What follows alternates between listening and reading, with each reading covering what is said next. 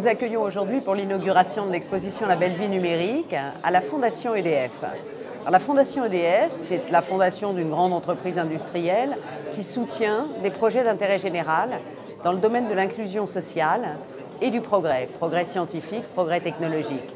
Donc le progrès, nous y croyons, mais pas n'importe quel progrès.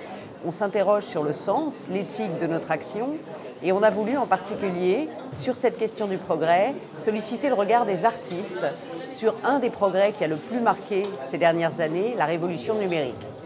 La Belle Vie numérique, c'est un titre un peu ironique qui interroge le sens de cette révolution numérique. Est-elle toujours un progrès? Quel regard les artistes portent sur les bouleversements qui ont été induits dans nos vies par cette révolution numérique? C'est aussi l'occasion de s'interroger, deuxième question que nous poserons au travers de cette exposition, sur le bouleversement des pratiques et des savoir-faire artistiques qui sont induits par cette révolution numérique.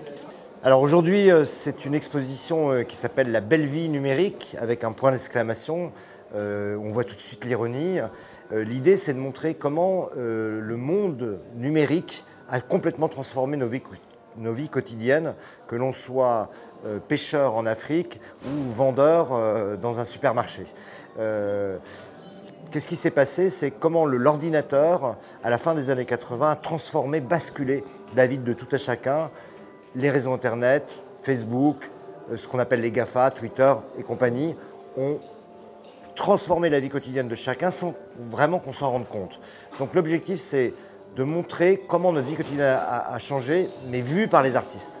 Donc cette exposition n'est pas une exposition d'art numérique, c'est une exposition qui parle de la vie quotidienne de chacun et qui montre la transformation de notre vie par le numérique, vue par des artistes.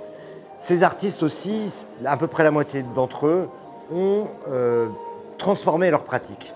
Qu'est-ce qu'on montre dans cette exposition? On montre aussi bien un événement historique.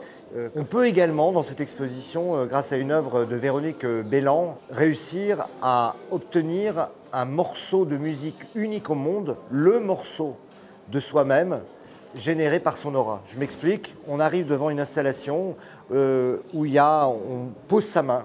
La machine va analyser notre rythme cardiaque, notre rythme émotionnel.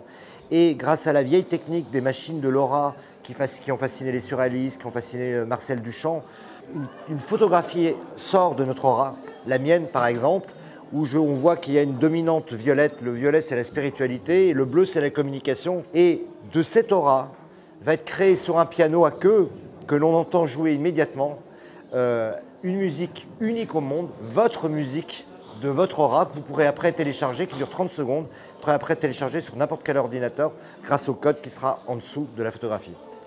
La Belle Vie numérique sera ouverte au public du 17 novembre au 18 mars à la Fondation EDF, au 6 rue Récamier, dans le 7e.